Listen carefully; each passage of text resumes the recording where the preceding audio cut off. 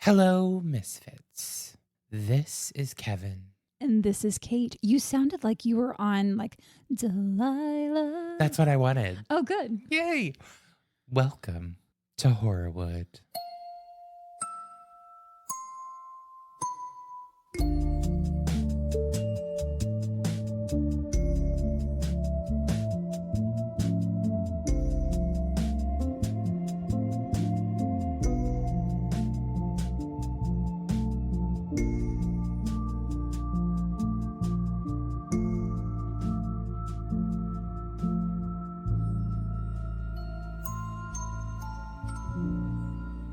I'm in it. I'm sad. And we're here. I'm ready. We're here. Today's our two-show recording day. Two-show recording day, and we just had quite the intermission, I will say. Yes, intense. We recorded an episode. Fine. Mm-hmm.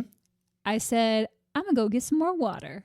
And I went downstairs, and Matt has pieces of paper towel just spread out all over the floor. And he's got the pet vacuum, and the look on his face is just sheer defeat. And I said, what happened? And he said, Frankie got into an ant trap. Oh, Frankie. So this girl got into some ant poison, flung it all over the place. We had to get that back from her, throw her in the bath because her paws were covered in ant poison. God. Yeah. That's awful. She's a mess. So now we're going to have to monitor her and make sure that she didn't ingest a bunch of it. Right. I don't think she did, but Just in case. yeah. Ugh. Yikes. You know what's funny is talking about pets, SJP has been so much more vocal since Schmau died. Really? And it's interesting because this has happened before. Like vocal in an aggressive way? No, well, in all the ways. Okay. So when I had Row Row and Schmau Schmau, Mm-hmm. Schmau never really meowed that much. Okay. She would mostly hiss, which, Okay. whatever. She had feelings. And then when Row Row died, she got way more vocal. Just like meowing more. I wonder deciding if to that's a talk more. thing with cats. I have to look it up because SJP is doing the same thing Interesting. that she did. Is like once she was dead, now he runs around just yelling at us. Oh. Not in like a he's upset kind of way, but he'll just let us know how he's feeling with a meow where he didn't do that much before. Huh. Interesting. Like I'll wake up in the morning and he'll jump up on my bed and just be like meow, meow, meow. I wonder if he just feels freer. Freer or to do that? something? I have no idea. Yeah. People who know pets, reach out and let us know. Let us know. Oh, we should throw out a Misfit Tale topic. I'm trying to remember to do these at the tops of the Thank episodes. you. Yeah. So last week is in about 30 minutes 30 ago. minutes ago. You threw out attics and basements. It's a good one. So let's say this week's prompt, and again, you can go with any prompt. You can write about whatever you want. We're just trying to give you ideas to help spark that creativity. Right. So this week's prompt is... We're having a lot of bad weather lately. I love a good storm story. That's a good one. Let me preface this by saying I don't love that those things are so destructive. Of course. We're not cheering on death and destruction. No. I just know when I was a kid, after I saw Twister in the movie theaters, I was like, okay, career path set. Let's do this. Storm chaser. I'm All right. in it. I got obsessed with tornadoes. Oh, interesting. And I've always wanted to see one in real life, Ooh. but also not, Yeah. So I don't know. Has anyone ever experienced a tornado? Any severe weather kinds Any of things? wild experiences like that? Let us know. I'm interested. I remember being a kid and looking out the window during a thunderstorm and literally 3 feet from me, I was inside, so I was okay. But a lightning bolt came down right in front of me outside. And I was like, so I went to school with a girl who was struck by lightning. oh my God. She had been invited by this other family to go on vacation with them to Florida to babysit. Mm-hmm. And they were out on the beach and she was struck by lightning. She lived, but it took months of recovery for her to have to learn how to talk again. Oh my God. To recover. And I just remember, because we rode the bus together as well. And I just remember the first time I saw her back and it was she had to relearn how to do everything. Yeah. So scary. That's insanity. But Okay, yeah, well, that's the topic. There's the topic. Alrighty. Let us know. Right on into horrorwoodpodcast@gmail.com. Yeah. Woohoo! You ready to get into this story? I'm ready. Alrighty. I am covering a story that was suggested to us by one of our listeners. Oh. David Patterson. Hey, David. Thank you so much. Thank you for suggesting this topic, David, because I had run across it a handful of times in researching different topics that we could do. And I was like, okay, now's the time. You okay? So thank you, David, for putting that in our mind. We love listener suggestions. We've gotten a few. Yeah. We keep them all on our list. So when you send us a suggestion, I promise you we do write it down. And even if we don't get to it like right away, just know that it's on the list. Eventually. So in 1954, hundreds of cast and crew members traveled to the deserts of southern Utah to make what was supposed to be Hollywood's next epic adventure. Okay. Big movie. All right. Huge. The film was The Conqueror, which was a lavish production starring John Wayne as Genghis Khan. Okay. You should say it like that at the top, because throughout this story, I was like, why did this happen? Yeah. Oh, Hollywood in the olden days. Yeah, this is like Mongolian lore. Like, what? Interesting. Okay. Not lore. Genghis Khan was a real person. Yeah. This is not a story to be told by John Wayne. Well, yes, white Americans. So what followed would turn the production into one of the most controversial stories in Hollywood history. All right. As the years passed, questions started to surface about the location chosen for filming, the government assurances that the area was safe, and the growing number of illnesses affecting both the people who worked on the movie and the families who called that region home. What was going on in southern Utah? I'll get into it. So the story of The Conqueror begins during one of the biggest periods of change in Hollywood. Epic historical adventures were becoming popular with audiences. Okay. And studios were willing to spend huge amounts of money to create these giant spectacle movies. The project was developed by producer Howard Hughes. Alrighty. The billionaire businessman, aviator, and head of RKO Pictures. RKO Pictures. We talk about RKO a lot, or at We least talk I do. about a lot of things a lot. Yeah. The screenplay. I'm sorry, I caught a giggle. Kevin's melting down. Two episode recording days are really hard, especially in the summer months because it gets so hot up here. It does, yeah. It doesn't help them wearing a sweatshirt. I was in a board meeting last night that went until after 10 p.m. Unnecessary. It was an over 3-hour meeting. And the room we were in downtown in one of the skyscrapers was not air conditioned. Oh my God. Unnecessary. Meeting wasn't bad. Could have been a Zoom, though, I feel. It could have. All right, back to The Conqueror. The screenplay was written by Oscar Millard. It told a highly fictionalized version of the early life of Temujin, the Mongol leader who would later become known as Genghis Khan. Okay. The role of Genghis Khan was originally intended for actor Marlon Brando. Again, not great choice. No, these aren't terrible choices. Brando initially accepted the part, but later withdrew from the production. Around the same period, director Dick Powell came across the screenplay. Powell was not particularly impressed by the script and reportedly considered discarding it. But everything changes when John Wayne gets his hands on it. Okay. Wayne was nearing the end of a 3-picture agreement with RKO. After reading the screenplay, he became determined to play the lead role. He was like, it's me. I'm this. I'm Genghis Khan. Yeah.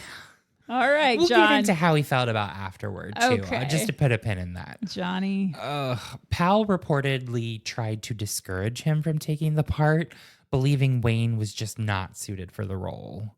By that point, however, Wayne was one of the most powerful stars in Hollywood at this time. Sure. Once he decided he wanted the role, few people were willing to stand in his way. Yeah, he was going to get what he wanted. All right, I want to talk a little bit about John Wayne. All right. I feel like we've mentioned him, but we don't have a great backstory. I'm not going to like give his whole biography, but just a little smidge. Yeah, little info. Little tidbits here and there. Little sprinkling. Yeah, before he became one of the biggest stars, John Wayne was born Marion Robert Morrison. Mm-hmm. Isn't that crazy?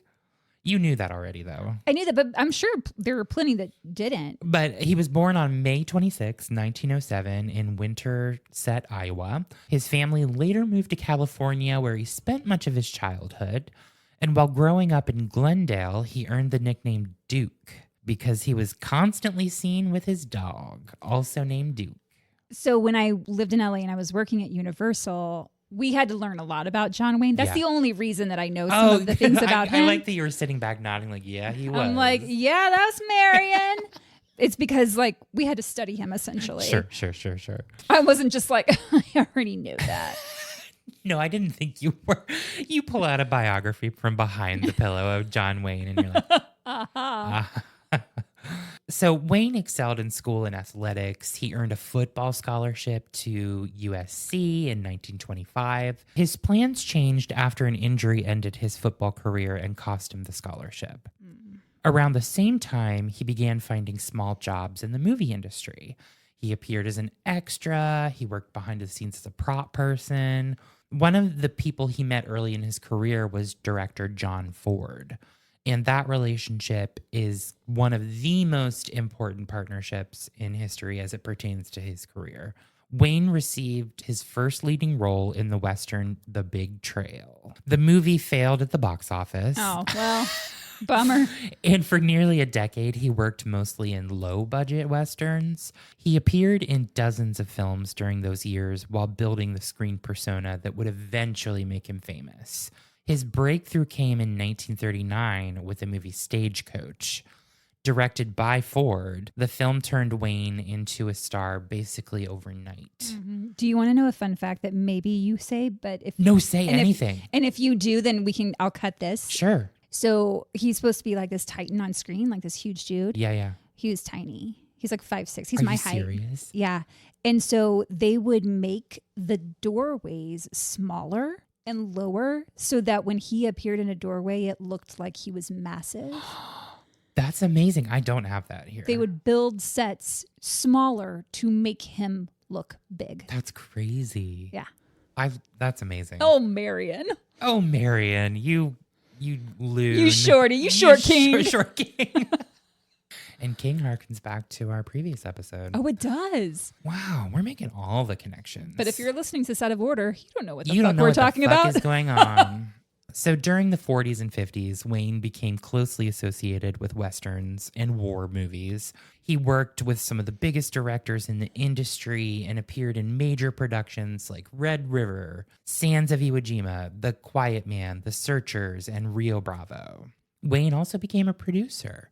He launched several production companies and took a larger role in shaping his projects. Look at that. And in 1960, he directed and starred in The Alamo, a project he had wanted to make for years. Outside of Hollywood, no, that's not what it is. Nor is that. It's not even like I talked that much during your stories. And I'm just like, when I get to mine, I'm like, hey, do you have bodies? That's not what it is. All right. Outside of Hollywood, Wayne was outspoken about politics. He was a strong conservative and a vocal opponent of communism. He supported Republican candidates and served as president of the Motion Picture Alliance for the Preservation of American Ideals. Ew. He later campaigned for his friend Ronald Reagan during Reagan's political career in California. Oh, Ronnie. Mm-hmm.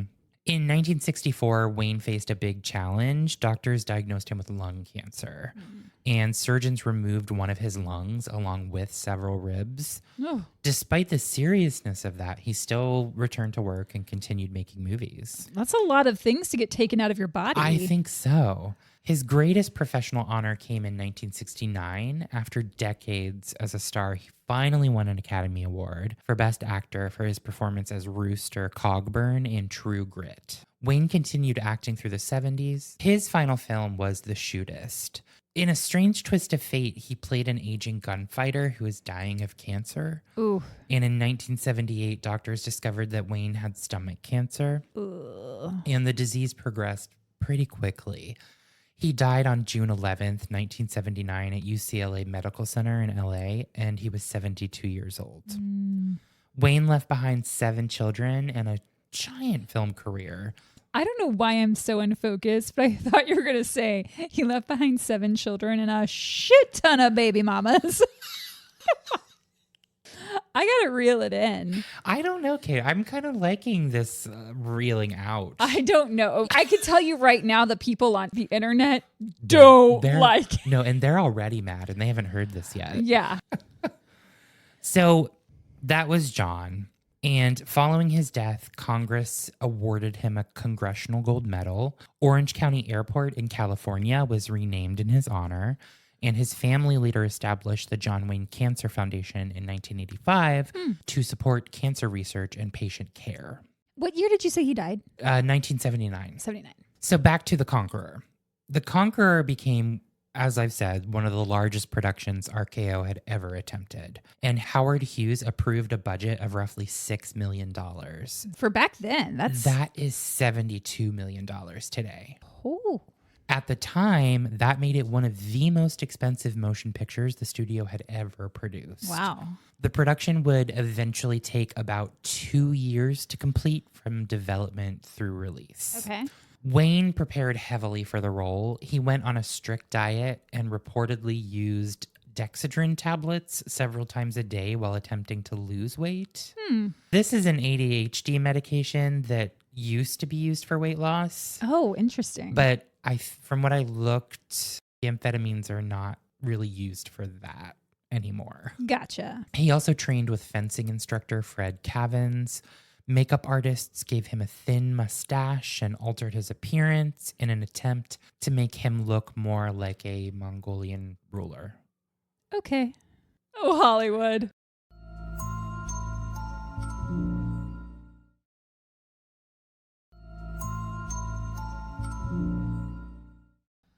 The cast assembled around Wayne, including several major stars. Susan Hayward was cast as Bortai, the daughter of a Tartar leader who becomes the focus of Temujin's attention. Hayward was already an established actress and one of Hollywood's biggest female stars at this time. Pedro Armendariz played Yamuga, Temujin's blood brother and closest companion. Okay. Armendariz was a respected Mexican actor with a successful international career. Agnes Moorehead played Hunlun, Temujin's mother.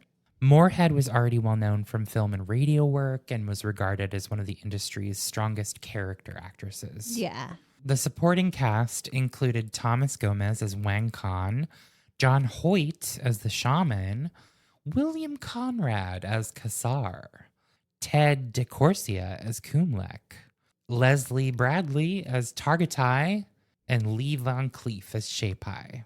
Just a lot of people that probably shouldn't be playing the roles they're playing. Yes, and that is exactly it. Got it. Several family members also appeared in small parts. Wayne's sons, Michael and Patrick, were given uncredited appearances. Norman Powell, the son of Dick Powell, also appeared in the film and worked around the production. Okay. Nepo babies. Nepo all the way, honey. Finding locations became one of the biggest tasks for the filmmakers. The story was set in Central Asia, but the production never planned to travel overseas to shoot anything. Okay. So because of money, or just do we know why? I think taking it over to Asia would have taken that $6 million budget wiped it clean out. Okay. Is what I gleaned from the information. So, location scouts searched for landscapes that they believed could pass for Mongolia on screen. Their search eventually led them to southwestern Utah. As it would. Utah, Asia. Same thing. Looks identical. The production settled on areas around St. George, Utah. Filming took place in locations that included Snow Canyon, the Escalante Desert, Pine Valley, Leeds, and Harrisburg. Okay.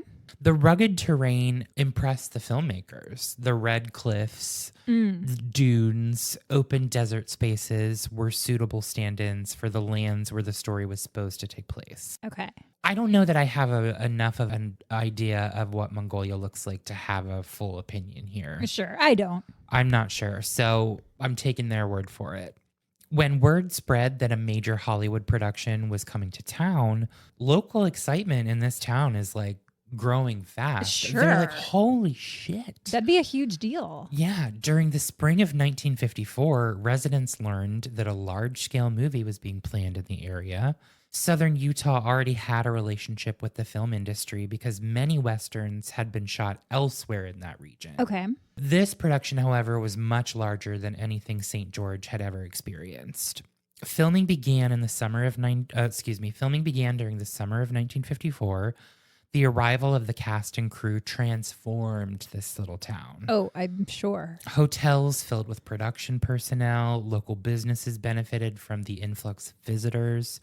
You know what this is reminding me of? What? A Hallmark movie. Yes. There's one, I feel like it's a Christmas movie because it's really the only ones I know.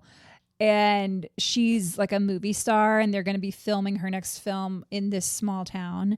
And so they all come through and she befriends like some little girl or something. I know you know the one I'm talking about. I can see it in my mind. I don't remember what it's called. Speaking of Hallmark movies. Oh my God.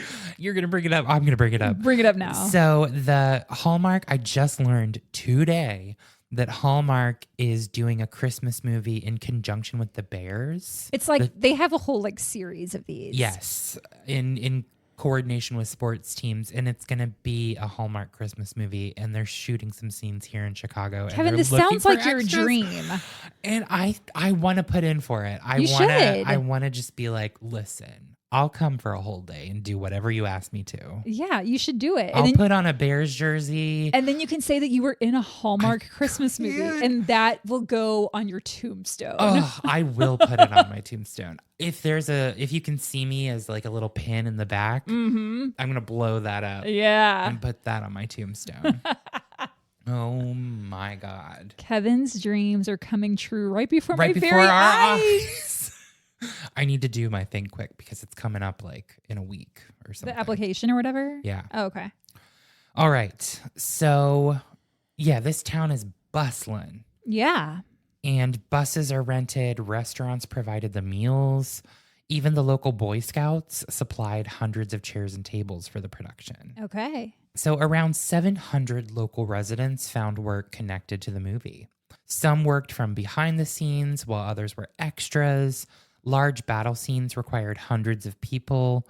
One group of roughly 300 Native Americans appeared as Mongolian villagers and warriors.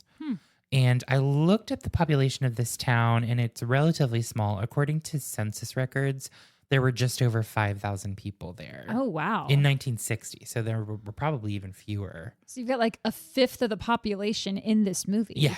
Wow. Residents often watched the filming from nearby areas. Many remembered seeing actors in elaborate costumes riding horses through the desert. Massive battle scenes were staged in the open landscape. The production became one of the biggest events ever. Conditions on location could be difficult. I mean, it's summer in the desert. That was my next thing. Summer temperatures frequently climbed well above 100 degrees. Dust and sand were constant issues. Oh, God. This sounds like a nightmare. Strong wind blew across the filming area and coated actors, crew members, and equipment. Ugh. According to later accounts, director Dick Powell would sometimes wear a surgical mask while working in harsh conditions. And I'm assuming that those on camera did not get said masks. No. At one point, a flash flood threatened the set. Ugh. Writer Oscar Millard later recalled that the crew narrowly avoided disaster. There were also accidents involving horses. No. Pedro Armendariz was hospitalized for about a week after being thrown from one during filming. Hospitalized? What'd I say? Hospitalized? Hospitalized. Okay. Hospitalized. I don't know why that sounded weird to me. Hospitalized? Say it again? Pedro Armendariz was hospitalized. Hospitalized. Just keep going. I don't know. I don't know either. However, all this shit, they still continued to film. Of course. And Hughes remained committed to making the picture as big as possible.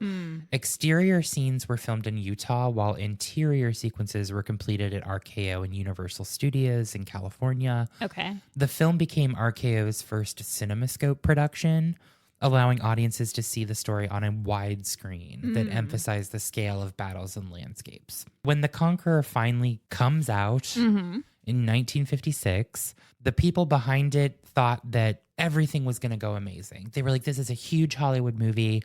We all love it. It's going to be the next big thing. I'm guessing things went differently. Yes. RKO is promoting it as this like sweeping historical adventure centered on one of history's most famous conquerors. And the release began with a series of premieres around the world during January 1956. Okay. Audiences first saw the film in cities like Caracas, Hong Kong, Manila, Mexico City, Paris, Sao Paulo, and Washington, D.C. The studio clearly hoped the film would attract international attention. They're like, everybody's going to love this. Sure. World hit. Of course. The British premiere took place on February 2nd, 1956 at the Odeon Marble Arch in London. Early box office figures looked encouraging. The film earned strong receipts during its first week there. One of the most unusual premieres occurred in Berlin. And at that time, the city remained divided between East and West. And young movie fans from East Berlin reportedly pushed past border guards in hopes of seeing John Wayne. Whoa. Right? Johnny. The film reached Los Angeles on February 22nd, 1956. It opened in several major American cities during the same week, including Chicago, Denver, Philadelphia, San Francisco. Initial attendance is solid. During its opening period, the movie finished second at the American box office. Some theaters reported impressive first-day sales. Okay. So for a moment, it looks really promising. Hughes and RKO were like, okay, yeah, this is working. This seems like it's going good. We're making some money here. But then the reviews came in. The sticky widget. Critics were almost immediately divided from audiences. While some reviewers found entertainment value in the action scenes, many others were left baffled by what they had just watched. The biggest target was John Wayne himself. Oh, Johnny. Wayne was, of course, one of the biggest actors in the world. People know him as a cowboy, a soldier, a rugged frontier hero. Yeah. Seeing him attempt to portray Genghis Khan was difficult for many people to accept. Yeah, I could see that. Yeah. The criticism often focused on the contrast between Wayne's familiar screen persona and the historical figure he's portraying. Reviewers joked that he seemed less like a Mongolian ruler and more like a Western lawman who had wandered into the wrong movie. Oh. Ooh. That's not what you It's hoped not for. good. The dialogue attracted just as much attention. Oscar Millard's screenplay gave characters elaborate speeches that were intended to sound poetic and dramatic. But many critics felt the lines came across as unintentionally funny. Oh. Certain romantic exchanges became frequent targets in reviews. Yikes. Also, huge elaborate speeches don't generally translate well on camera. We have short attention spans, just as people. Yeah. And if you got a big old monologue and it's not going well, whew, You're fucked. yeah. And those who can pull it off, Give them the Oscar. give them the Oscars. I think one of my favorite long speeches in recent time is Mia Goth's in Pearl. I haven't seen Pearl. Oh my God, that monologue. I need to watch that movie. The camera, all those movies. It's one shot. Like it Ooh, doesn't pan wow. from her. Wow. Yeah. Oh. A.H. Weiler of the New York Times was very harsh. He described the movie as a strange blend of historical adventure and Western storytelling, and he argued that some scenes generated laughs that were clearly not intended. Oof.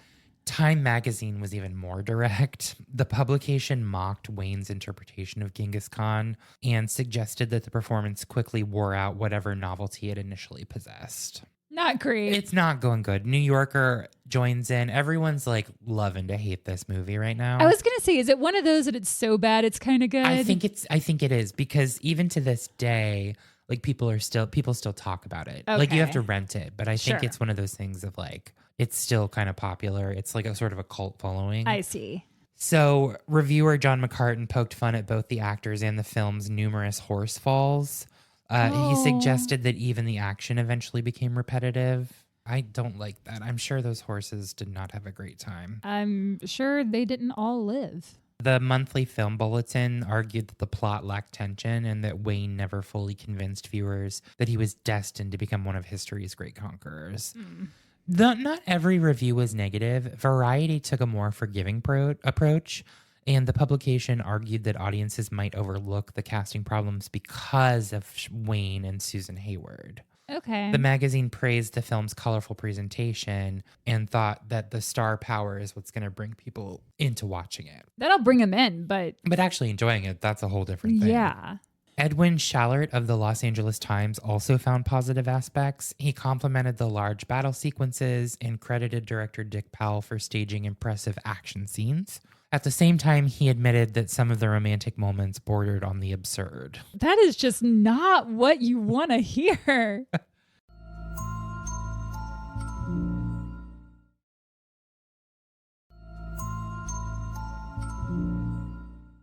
Despite the criticism, the film was not an immediate box office disaster. Not an immediate Not disaster. immediately. Just over time. During 1956, it ranked among the year's highest grossing releases. It earned approximately $4.5 million. That didn't make its budget back. The problem was the cost. The production budget was $6 million. Even though audiences bought tickets, that wasn't enough to justify the investment. And the studio was like, fuck. Yeah. Look what happened. And as years pass, the movie's reputation only becomes worse. And so viewers who revisited it often focused on all the issues that we just talked about in the initial reviews. And Wayne's casting became one of Hollywood's most famous examples of an actor being placed in a role that was completely wrong for him. Yeah. Even Wayne himself reportedly recognized the problem eventually. Okay, good. According to biographer Michael Munn, Wayne later reflected on the experience and said that the lesson was not to try playing characters that simply did not fit his strengths as an actor. That's one way to put it. Sure. I mean, there's more to that. Yeah. The film gradually transformed from a disappearing historical epic into something closer to like a Hollywood curiosity, I think I would say. And in 1978, the movie is included in the 50 worst films of all time. Oh my God. What's the number one? Do you happen to know? I don't, but let's look it up. According to this, it's in order of year that it came out. Abraham Lincoln and from 1930. But then that inclusion also introduced the movie to a new generation of movie fans. Okay. Because people buy this book because they're curious and they're like, well, I'm going to go and watch it. Of course. I was curious. I was like, what's the number one? Got to find out.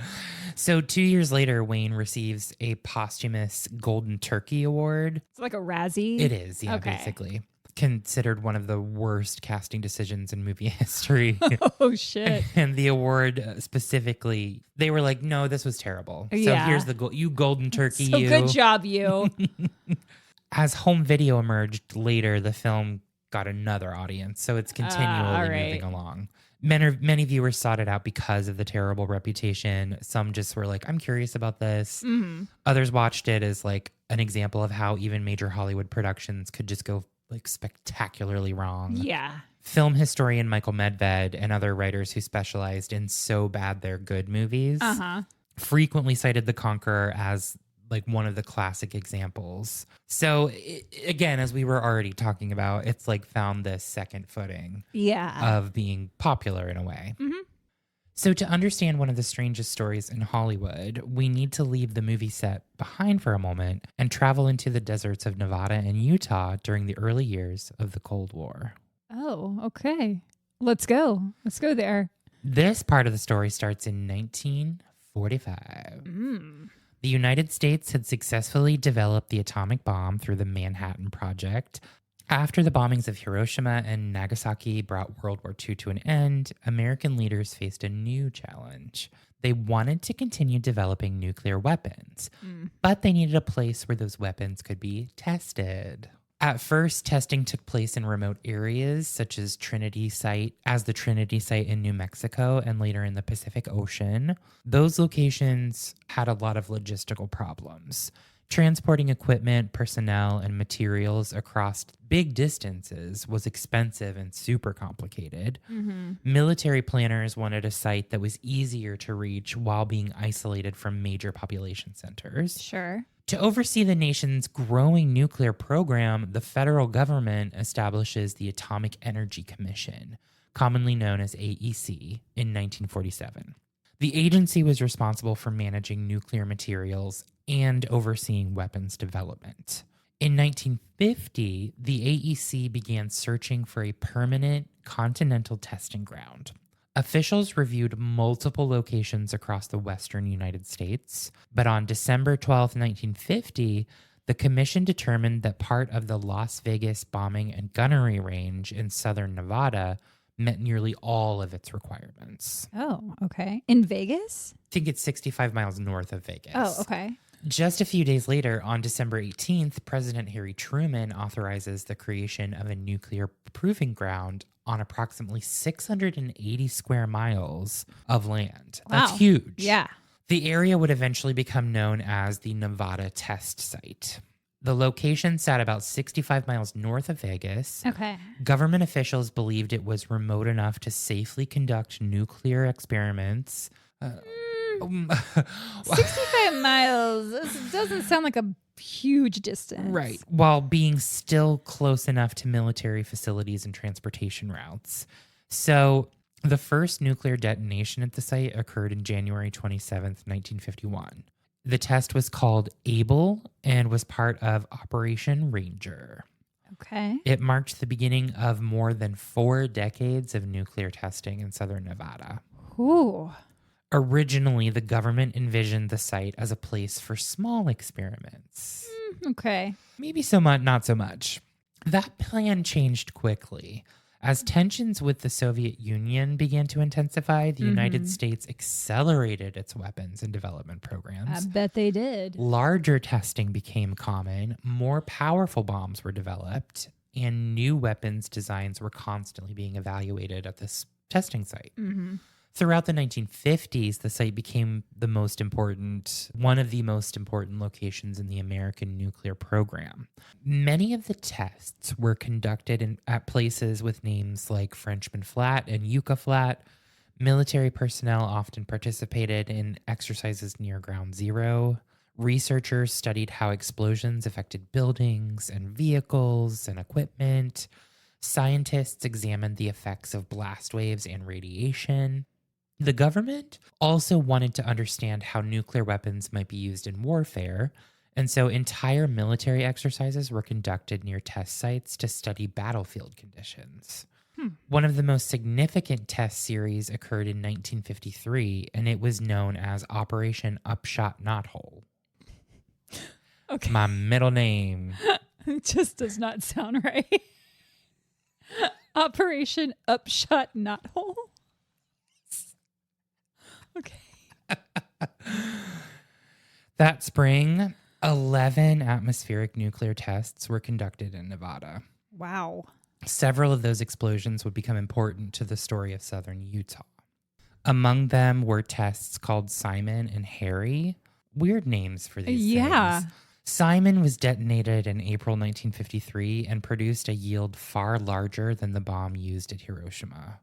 Whoa. Harry followed in May 1953 and became one of the most controversial tests ever conducted at the site. Oh, Harry damn. generated a powerful blast. Unexpected weather conditions carried radioactive material eastward toward populated areas. Ooh. The test would later earn the nickname Dirty Harry because of the amount of fallout associated with it. Oh, wild. I have not heard about this. Yeah. At the time, however, very few people fully understood what was actually happening. Yeah. Government officials believed they could accurately predict weather patterns and track whether fallout would travel, Public statements emphasize safety. Sure, they're not going to tell people what's really going on. No, of course not. Residents throughout Nevada and Utah were repeatedly assured there was little reason for concern. And the Atomic Energy Commission was distributing information that was encouraged to calm people down. Like, don't worry about it. Sure. You're going to be fine. No big deal. They were like, none of these fallout levels posed no meaningful threat to public health. Don't worry about that radiation, girl. Yeah, the public was often told that there was no reason to be alarmed, and many Americans trusted that. Of course, because why wouldn't you? Right. And southern Utah was filled with patriotic communities. Residents generally believed government officials were acting in their best interests, and many people saw nuclear testing as a necessary part of the national defense. So rather than avoiding the tests, some people treated them as public events. Oh, so they're going and watching these? Yes. Oh, fuck. In Las Vegas, hotels promoted atomic tourism. Wow. Casinos hosted early morning parties timed to coincide with scheduled detonations. Visitors gathered to watch flashes of light appear on the horizon. Wow. Calendars advertised upcoming test dates. I mean, I'm sitting here going like, I can't believe this, but at that time when you don't know the effects of all that, 100%. you are going to think it's like this major exciting thing that you want to be a part of. Sure. So I get why people are, gathering. Right. But also, yikes. Yikes. Calendars advertised upcoming test dates. Families often drove to scenic locations to watch mushroom clouds rise above the desert. Oh my God. Meanwhile, communities in Utah continued their daily lives. Sure. Residents of St. George watched tests from a distance. Children attended school. Families worked farms and ranches. Life went on like it always did. Meanwhile, fucking atomic bombs are going off next door. Yeah. St. George is roughly 137 miles from the Nevada test site. Okay. To many people, that seems reassuring. It's really not. Sure. Yeah. If Las Vegas was considered safe, then a small city farther away appeared less likely to face danger. Of course. The landscape itself also contributes to the sense of security. That area in southern Utah has big cliffs and canyons and desert valleys and open spaces. Okay. And the region felt isolated from the activities taking place 137 miles away. So few residents weren't really thinking that this is going to affect them in any way. You feel like, oh, that's in a whole other realm. Yeah. The federal government is also coming in and saying, like, it's You're all good. Good, babes. Don't worry about it. It's fine. Big deal. When questions arose about fallout, officials often pointed to weather forecasts and monitoring systems, and public statements stressed that precautions were being taken. And the AEC was like, no, hun, it's okay. We're moving forward. So as a result, communities throughout the region continued to grow in population. Of course. By the early 1950s, like I had said before, St. George was a relatively small town with like 5,000 residents, and it was known for its warm climate, beautiful scenery. Tourism was starting to increase. Agriculture was important. The town had a reputation as this peaceful place that people could come and live. Yeah. At the same time, the nearby landscapes attracted another industry, which was Hollywood. And Hollywood filmmakers had long been drawn to the American West. Southern Utah had already appeared in numerous westerns, and the region had dramatic scenery. Location scouts were constantly in that area, like looking for unique backdrops for movies. Yeah. And when representatives connected to the Conqueror arrived in the region during the early 50s, they found what they were looking for. They said, this is the place. This is it, and we're doing it, and we love it. And we're going to spend so much money on it. And there's going to be a lot of time spent here. And nothing is ever going to go wrong. No, nothing. So when Howard Hughes reportedly sought reassurance regarding the area, because he noted it. He was like, wait, so all this shit's going on out here, is that actually safe? Okay. I'm glad he at least made somewhat of an effort to ensure safety. But I mean, they're telling him the same thing that they're telling the public, which is fine. Don't worry about it. Ignore it. Nothing's going to happen. Look the other way. No big deal. So that belief shaped every big decision connected to the movie. And by the summer of 1954, which was only a year after Operation Upshot Knothole. I can't with that name. I'm going to open a gay bar called the Upshot Not Hole. That's what it sounds like. Happy Pride. Oh, God. Happy We're Pride. out of Pride when you're listening to this, that's true. but looking back on it, hey. Hey. Upshot Not I Hole. can't. So after that, hundreds of cast members and the crew members and the local residents are all in these canyons and deserts surrounding St. George filming. And they're probably filming for months. Oh, yeah, 100%. And they wrap the same year, but everyone involved likely believed they were leaving behind nothing more than a difficult movie shoot in the Utah desert. And the cast returns to Hollywood. The crew moved on to new projects. The residents of St. George went back to their lives. Then people started getting sick. Yeah.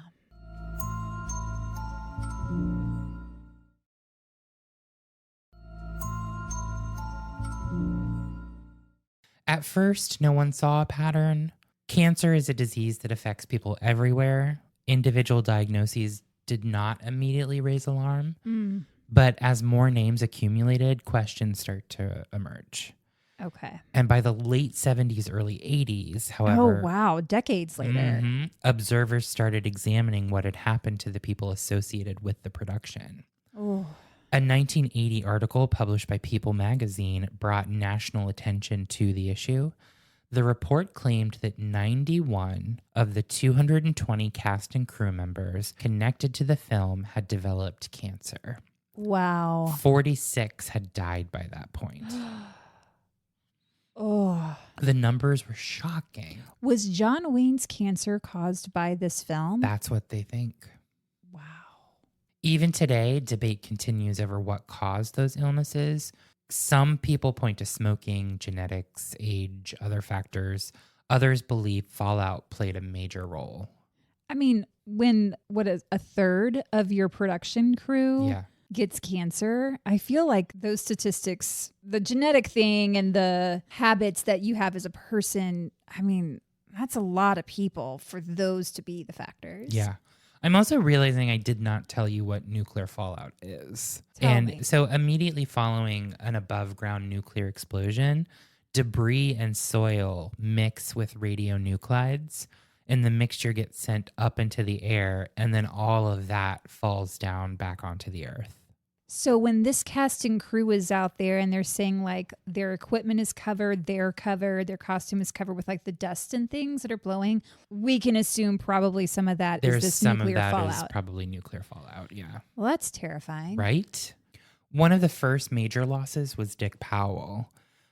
Powell had directed the movie and spent months there on location. And he had his mask. He wore the mask. In 1962, Powell developed lymphoma. Oof. And the disease went quickly, and he died in January 1963 at only 58 years old. Oh, wow. That same year brought another tragedy. Pedro Armendariz had played Yamuga, Temujin's closest companion in the movie, and several years after filming, he developed kidney cancer. And he initially survived that, but later doctors discovered that he had terminal cancer involving his lymphatic system. And faced with a diagnosis that offered like little to no hope, he took his own life in June 1963. Oh, God. And he was 51. Oh, these guys are young. And as the years passed, more names get added to this list. Agnes Moorehead, unlike some of her co-stars, Moorehead didn't smoke, she didn't drink alcohol, and she was known for paying close attention to her health. She developed cancer and died in April 1974. Wow. Accounts differ on the exact form of her illness. Some sources identify uterine cancer, while others just broadly refer to cancer. Okay. What is clear is that Moorehead herself reportedly expressed regret about participating in the film. Her mother later maintained that the work on The Conqueror ultimately contributed to her death. Oh.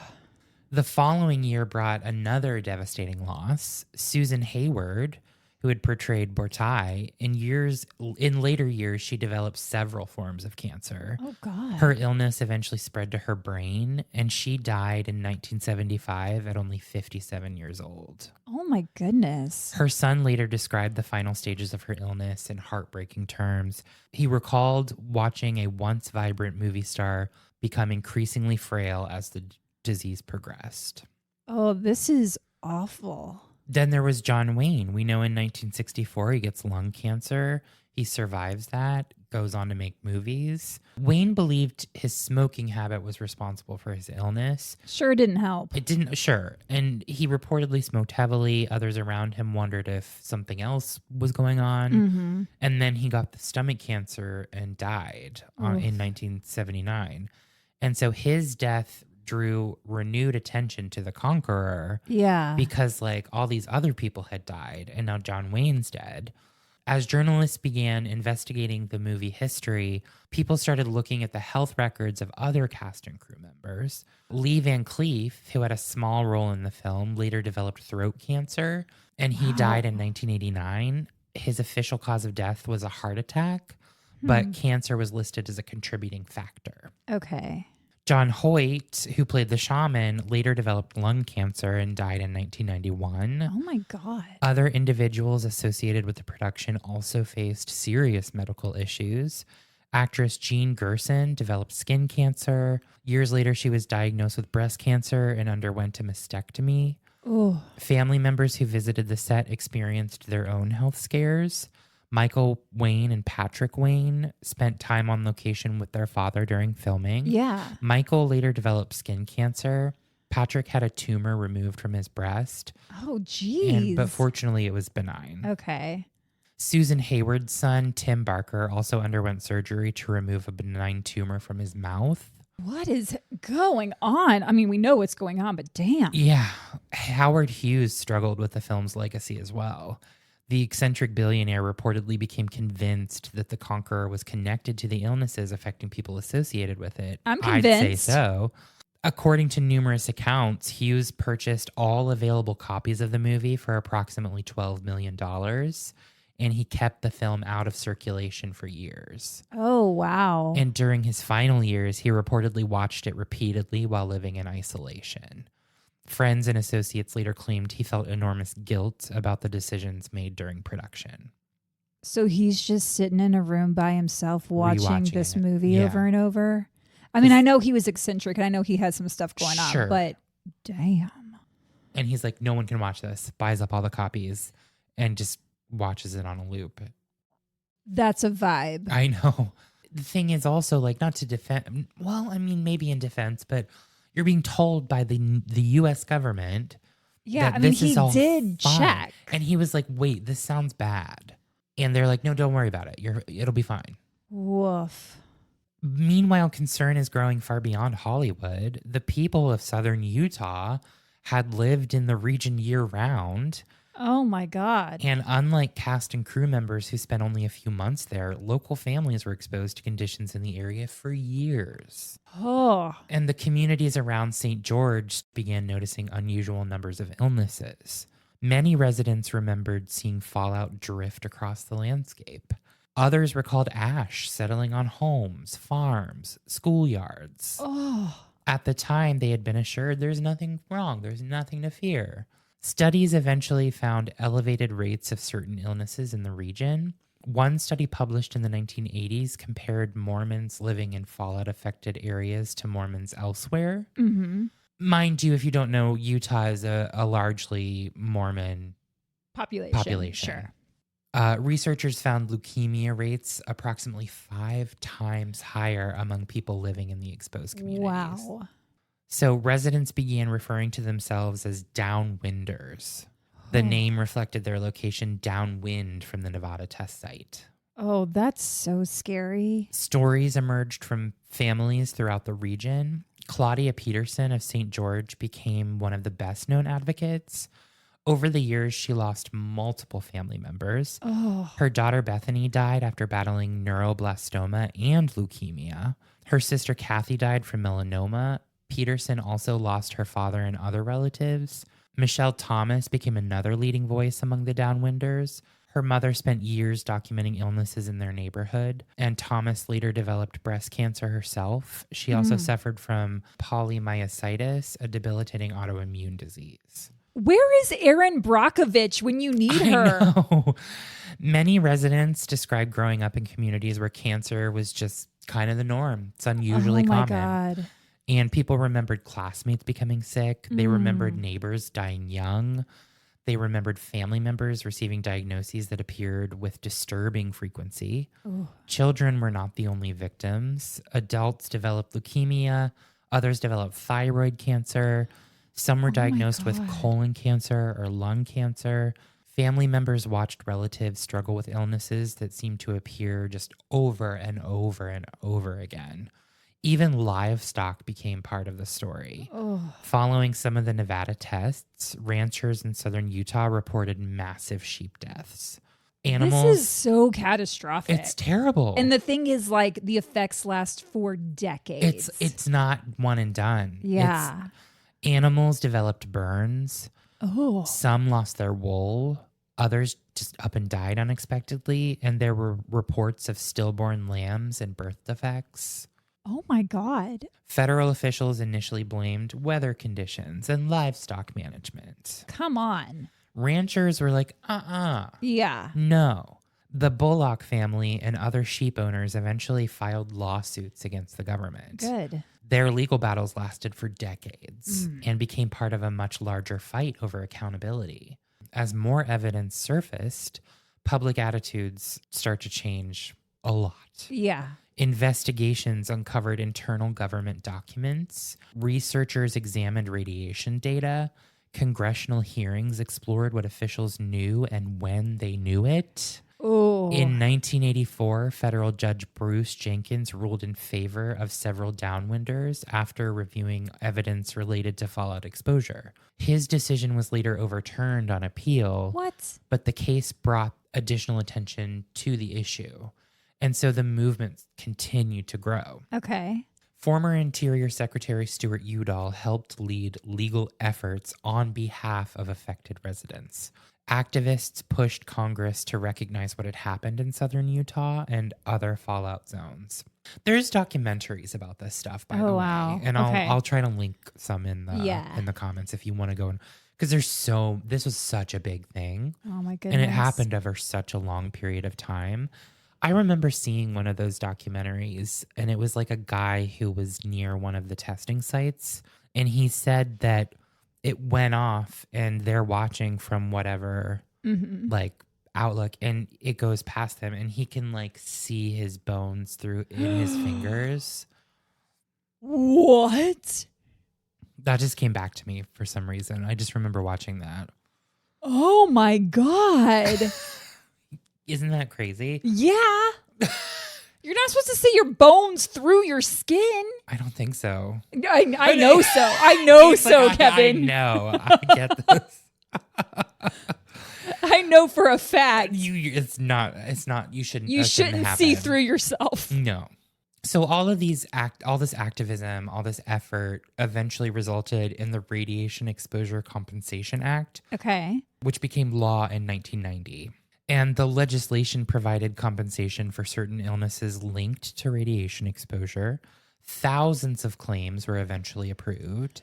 Wow. Yet even with compensation, many families felt the losses could never really be measured. Of course not. They're losing loved ones. And today, nearly 70 years after The Conqueror was filmed, the story remains one of the most debated episodes in Hollywood history. Because a lot of people are like, no, it's just coincidence. But what the fuck?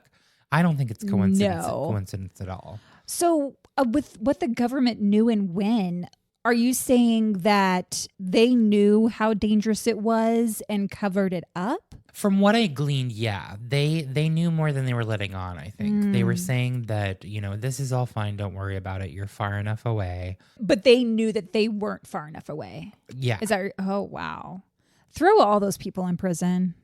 Let me double check that fact because I don't want to misspeak because there is so much information about Yeah. it. I do think that the government was kind of like, no, this is far away. We know that the fallout can be dangerous, but we've plotted it to where it shouldn't be. But then they're also saying like, oh, we know the weather patterns. We know what's going on. When in reality, like, no, the wind is blowing all this shit right in the direction of the downwinders. So I think there's kind of there's a yes to that question, but there's also a like, The lines are the blurred. lines are a little blurred here. I see. So let's go with that. I don't want to like definitively say without having the right answer. Sure. So the connection between the movie and the illnesses that followed hasn't ever been conclusively proven in every individual case.